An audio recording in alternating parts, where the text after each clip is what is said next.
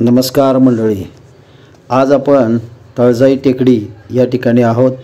या तळजाई टेकडीवरच तळजाई मातेचे मंदिर ज्या ठिकाणी आहे त्याच ठिकाणी अनेक फ्रूट स्टॉल लागलेले असतात। या ठिकाणी सकाळीच्या वेळेत लोक फिरण्याकरिता येत असतात आणि रविवारचा दिवस हा सुट्टीचा असल्याने या ठिकाणी प्रचंड गर्दी असते आणि जे आपण परिसर पाहताय पूर्ण स्टॉलने भरलेले या ठिकाणी आहेत। वेगवेगळ्या प्रकारचे खेळणी देखील या ठिकाणी असतात। लहान मुलांना एन्जॉय करण्याकरता आपण आता तळजाई माता देवस्थानच्या परिसरामध्ये आपण जात आहोत। तर पाहू शकताय की समोर हे तळजाई मातेचे अतिशय सुंदर शोभक असे मंदिर परिसर आहे। प्रचंड प्रसन्न असं वातावरण या ठिकाणी आपल्याला पाहायला मिळतं। सकाळच्या वेळेमध्ये या ठिकाणी प्रचंड प्रमाणात गर्दी असते। आता आपण या ठिकाणी पाहत आहात की या ठिकाणी योगा करण्याचे हे ठिकाण असून या ठिकाणी योगा करण्यासाठी धडे देत आणि काही युवक त्यांच्या समोर बसलेले आहेत आणि हे संपूर्ण परिसरामध्ये अतिशय सुबक असं कलशाचं दर्शन तळजाई मातेचं मंदिराचं आपण दर्शन घेत आहोत। अतिशय सुबक अशी महिरप असलेलं हे निसर्गरम्य परिसरामध्ये सूर्यदेवता देखील आपल्याला अतिशय सुंदर असं दर्शन या ठिकाणी होत असतं। परिसर हा गजबजलेला असतो आणि आपण पाहू शकताय की प्रचंड प्रमाणात या ठिकाणी गाड्या पार्क केलेल्या आहेत। तळजाई मातेचं हे मंदिराचं प्रवेशद्वार असून या प्रवेशद्वाराजवळ अनेक पायऱ्या चढून वरती गेल्यानंतर डाव्या बाजूला आपल्या हनुमानाचे मंदिर आहे। सुबक असे आपल्या स्वागतासाठी गजच्या 2 सुबक मूर्त्या या ठिकाणी लावण्यात आलेल्या आहेत। मोठ्या मोठ्या फायबरच्या घंट्या देखील त्या ठिकाणी बांधलेल्या आहेत। आपण आता श्री हनुमानाच्या मंदिरापाशी आपण जात आहोत।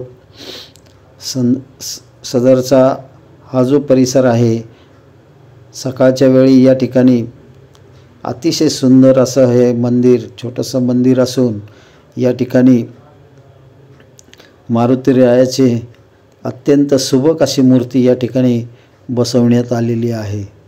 पाहू शकता की अतिशय तेजस्वी असं दर्शन मारुतीरायाचं आपल्याला या ठिकाणी होत आहे की अतिशय सुंदर असं दर्शन आपण मारुतीरायाचे या ठिकाणी घेत आहोत।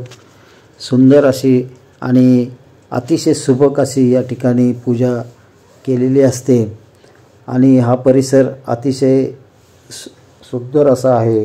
आपण पाहू शकताय की सूर्यनारायण देखील याच्या मंदिराच्या अगदी समोरच असल्याकारणानं हनुमानाला दर्शन घेण्याकरिताच या सूर्यनारायणाच्या मुखासमोरच हनुमानाचे मंदिर आहे।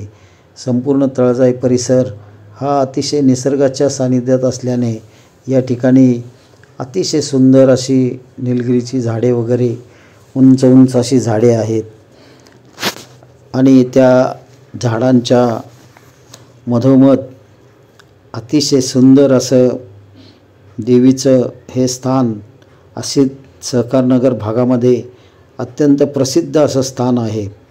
या तळजाई टेकडीवरती तळजाई मातेचं हे मंदिर अतिशय प्रसिद्ध असं मंदिर या ठिकाणी आहे। या मंदिरात आपण पुढे गेल्यानंतर सुरुवातीला जे तुळशी वृंदावन लागते ह्या तुळशी वृंदावनाच्याच हे तुळशी वृंदावन अतिशय भव्य तुळशी वृंदावन असं बांधलेलं आहे आणि याच तुळशी वृंदावनामध्येच खाली श्री गजाननांचे मंदिर देखील आहे। आजूबाजूचा परिसर अतिशय सुशोभित करण्यात आलेलं आहे. पर्यटक इथे सकाळच्या वेळी फिरण्यासाठी येत असतात. आपण श्री गणेशाचे दर्शन अतिशय जवळून घेत आहोत. हा जो परिसर आहे अतिशय निसर्गाच्या सानिध्यात असल्याने या ठिकाणी सकाळच्या वेळी अत्यंत सुंदर असं वातावरण या ठिकाणी असतं. आणि आपण असं पाहू शकताय की मंदिराचा परिसर हा गाभारा अतिशय सुशोभित करण्यात आलेला आहे. या ठिकाणीच मुलांना खेळण्याकरिता अत्यंत परिसर हा मोठा असून या ठिकाणी अनेक पर्यटक सकाळच्या वेळी व्यायाम करण्याकरता या ठिकाणी येत असतात. आपण बघू शकताय की सुंदर असं मेहरपाने सभामंडप अतिशय प्रचंड प्रमाणात आहे. याच ठिकाणी सूर्यनारायण देखील अतिशय सुशोभित असं या सकाळच्या परिसरामध्ये सकाळच्या वेळी हे वातावरण अतिशय तेजोमय असतं. मंदिराचं जे आहे ती एक आध्यायिका अशी सांगितली जाते की या मंदिराच्या परिसरामध्ये हे जे मंदिर होतं पूर्वी या ठिकाणी भले मोठे तळे होते आणि या तळ्यामध्येच ही मंदिर होतं. लोकांना जाण्याचा आणि येण्याचा अत्यंत कठीण मार्ग असल्याकारणानं हा परिसर नंतर काही कालांतराने त्यातील गाळ काढून तो तळ्याचं स्वरूप हे छोटं करण्यात आलं आणि हा परिसर हा अतिशय सुशोभित करण्यात आला. या ठिकाणी मंदिराचे पुजारी पूजा करीत आहेत आणि अतिशय सुंदर असं सभामंडप आहे. पुढे देवीच्या पुढे अतिशय सुंदर असा हा गाभारा आपण पाहू शकताय. अतिशय सुंदर असं वातावरण सकाळच्या वेळी या ठिकाणी असते. बाबा पूजेमध्ये दंग आहेत. त्यांच्या सकाळच्या वेळी जे पूजा असते त्या पूजेच्या वेळेस बाबा आपली पूजा करत आहेत. आपण बघू शकताय की अतिशय सुंदर असं हे सकाळच्या वेळी हे करत आहेत. मातेचं सुंदर असं दर्शन आपण या ठिकाणी घेत आहोत. अतिशय सुंदर असं तळजाई माते मंदिराचं दर्शन आपण अतिशय जवळून असं मंदिरात दर्शन घेत आहोत. तिन्ही देवी अत्यंत प्रसन्न स्वरूपाने आपल्याकडे पाहत असल्याचं भासमान होत आहे. अतिशय सुंदर असं दर्शन आपण या व्हिडिओच्या माध्यमातून करत आहात. हे तळजाई मातेचं सुंदर स्वरूप आपण पाहत आहात. अतिशय जसं काही जिवंत असल्यासारखे भासमान आपल्याला या ठिकाणी होत आहे. अतिशय सुंदर असं दर्शन मातेने आपल्याला दिलेलं आहे आणि या मंदिराचा परिसराची संपूर्ण जी काही माहिती आहे ही आपण आपल्या चॅनलच्या माध्यमातून आपण देत असतो आणि याच्या वेळेस आपण जे काय दर्शन घेत आहात अतिशय सुंदर असं दर्शन आपण या ठिकाणी शंकर महाराज धनकवडी येथील मंदिराचे या ठिकाणी तळजाई माता मंदिराचं आपण देवींचे त्रिअवतार आजचे दर्शन या ठिकाणी आपण अतिशय सुंदररित्या घेतलेले आहे. तरी आपण येथील जे पुजारी आहेत तर त्यांच्याशी आपण याबाबतची विचारणा करूयात. ते आपल्याबरोबर श्री सुनीलजी गुरव हे पुजारी आपल्याबरोबर आहेत आणि ते पुजारी आपल्याला मार्गदर्शन करतील. गुरुजी या ठिकाणी आहेत तर गुरुजींना प्रथम आपण नमस्कार करतोय. नमस्कार. नमस्कार. हां, तर गुरुजी हे जे काय देवस्थान आहे या ठिकाणी 3 देवींचे अवतार या ठिकाणी दिसतात. तर प्रत्यक्षरित्या यांचं काय महत्त्व आहे हे जरा श्रोत्यांना आपण सांगू शकाल का? ह्या देवी स्वयंभू शक्तीपीठ म्हणून आहेत. ह्या 3.5 पीठासारख्या 3 देवी या गाभाऱ्यात आहेत. हे म्हणजे स्वयंभू देवी, महाकाली, महालक्ष्मी, सरस्वती त्रिगुणात्मक आठवी मूर्ती 3 देवीच्या ह्या अवतार येतात, अंबारमा, अंबिकारमा, अंबालिकारमा. म्हणजे ह्या स्वयंभू माता जी येतात. पद्मावती ही तळजाई माता म्हणजे महालक्ष्मीचा अवतार कोल्हापूरची, आणि तुळजापूरची तुळजाभवानी माता. आणि शारदा गणपती हे पुण्यातलं जागृत सिद्धिविनायकासारखं गणपतीचं मंदिर आहे, उज्जैन मंदिराचा गणपती आहे. आणि आपले शंकर महाराज धनकवडी गावातले गुरु आहेत सर्व, नाही का, पुण्याचे शक्तीपीठ. 3 शक्तीपीठ या ठिकाणी आहेत. जागृत अशा आहेत की आधी 500 वर्षापूर्वीच्या मूर्ती आहे. तळ्याचं पाणी या दरवाजापर्यंत मंदिर नव्हतं, त्या अंतरावर पाणी होतं. 10 ते 11, 12 फुटावर पाणी होतं. तुमच्या मूर्त्या पाण्यात होत्या. एका भक्ताला स्वप्नात दृष्टांत दिलं देवीची या ठिकाणी पाण्यात देवी असल्याचं त्याला स्वप्नात दिसलं. रक्त पर्वती गाव आणि इकडून सिंहगड या पायथ्याशी रहिवासी होता. ते चालायला यायचा जगला, तर या परिसरात त्याच्या डोक्यात आला की बाबा या परिसरात आपल्या स्वप्नात दिसलेल्या मूर्ती या परिसरात आहेत. तो व्यक्ती बघायला आल्यानंतर त्याला या ठिकाणी 3 मूर्त्या दिसल्या. पाणी मागं थांबवलं त्याने. पाणी मागं थांबल्यामुळे या देवीचं दर्शन व्हायला लागलं. त्यांना अनुभव यायला लागले की ह्या देवी जागृत आहे भरपूर. म्हणून भक्त आपल्या देवीचे जे उपचार असतात नित्यकर्म ते करायला लागले. त्या देवीला शेंदूर माखल्या, काळ्या पाषाणाच्या होत्या. त्याला शेंदुराने लाल केले आणि त्याला ओटी नारळ वगैरे खराब दिवसाचे नारळाची ओटी भरून त्या ठिकाणी पूजा देवीचे उपचार व्हायला लागलेत, नाही का. चोळी बांगडी साडी वगैरे देवीच्या करायला लागले. ही देवी स्वयंभू देवी जागृत असल्याचं अनुभव यायला लागला. असं 400 वेळी चाललं. 100 वर्ष एका भक्ताने मागितलं की माझी अपेक्षा मनोकामना पूर्ण होते. त्याची मनोकामना पूर्ण झाल्याबद्दल त्याने या मंदिराचं बांधकाम चालू केलं. मंदिर त्याच्यामुळे पूर्ण झाल्याने आग्रह राहिलं. तळास वगैरे बनायला राहिला. मूर्त्या कठाड्यावर बसवायचे राहिले होते त्यावेळेस. सूर्यकिरण मध्ये आल्यामुळे ही देवी कळलं की बाबा ही महालक्ष्मीचा अवतार आहे. तिचे सूर्यकिरण तेच तिचं दिसलं त्या कारागिरी. त्या कारागिरीने काय केलं, वरचा कळस बनवायच्या आधी म्हणलं मी मुहूर्त संपल्यामुळे कळस काय बनवणार नाही. नंतर आप्पासाहेब थोरात मंडई शारदा गणपती 60 वर्षापूर्वी माता प्रसन्न झाली, त्यांची इच्छा पूर्ण झाली.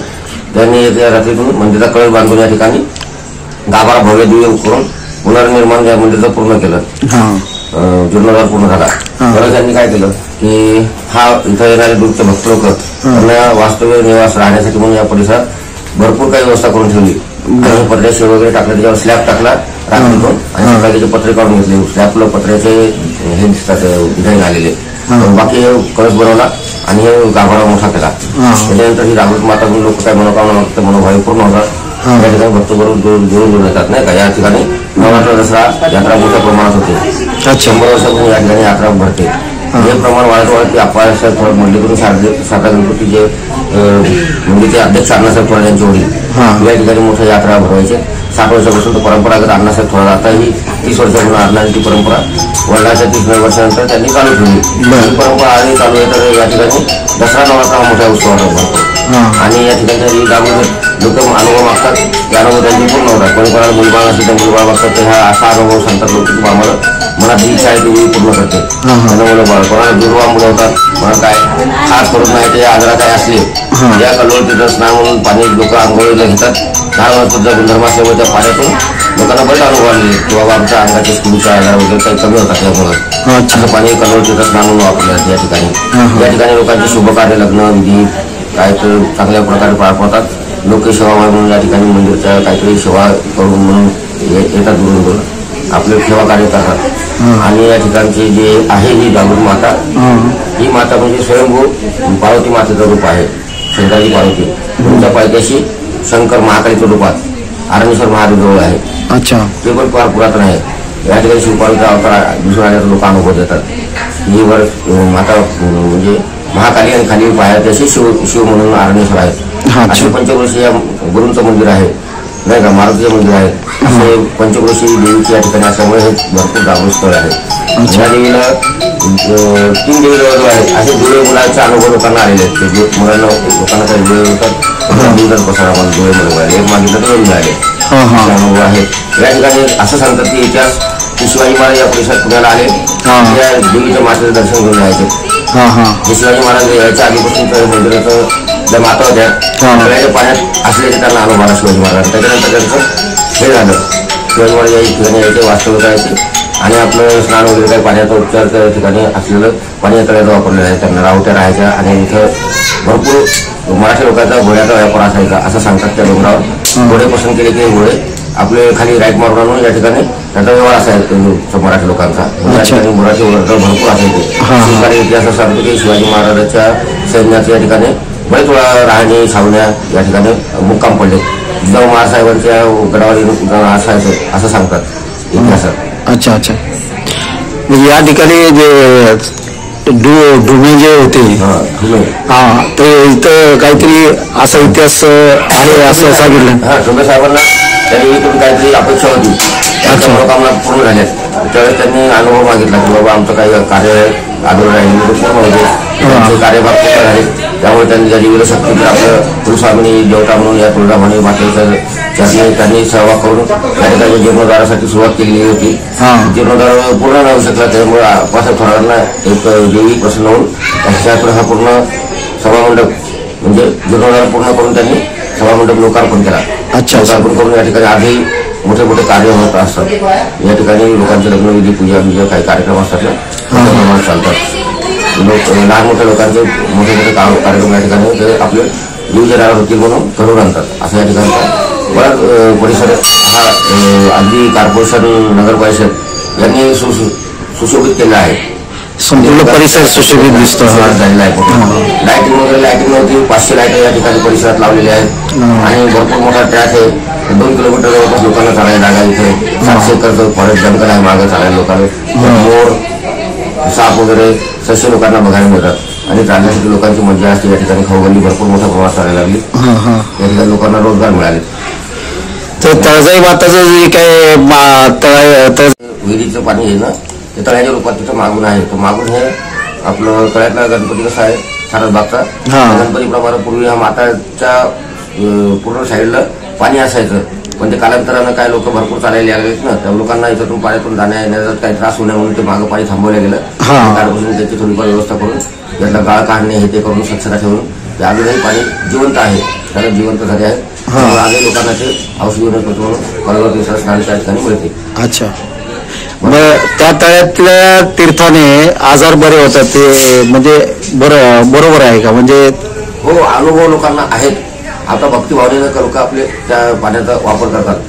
लोकांना अनुभव यायला लागले की बाबा ह्या झाड वनस्पती आहेत ज्याचे मुळा वगैरे काय आहेत नाही का, आयुर्वेदिक पाणी झालं ते त्या आयुर्वेदिक पाण्यामुळे आपल्याला त्या पाण्यावर बरं काय त्याचं शेवाळ वगैरे काय असते ना त्यामुळे आमची स्किन वगैरे काय त्रास व्हायला लागला ते कमी होतो. त्यांनी अनुभवलेले आहेत.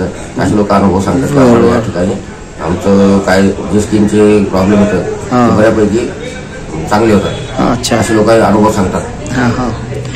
आता जे काय आपण 3 अवतारामध्ये आपण म्हणजे देवींचं स्वरूप पाहतो.